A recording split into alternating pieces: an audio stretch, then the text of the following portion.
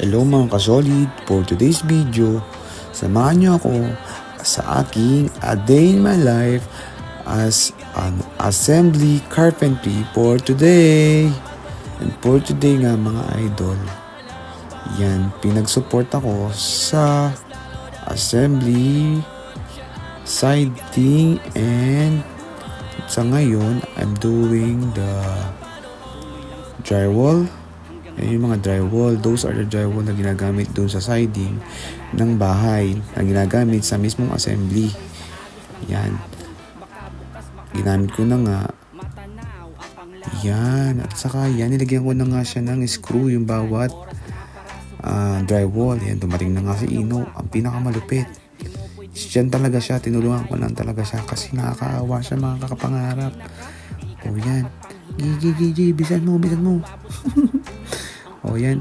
Yan na nga. Nilagyan ko na ng screw mula doon sa kaduludulunan. Ang sakit sa likod niyan mga lodi. So that's all. Bye-bye.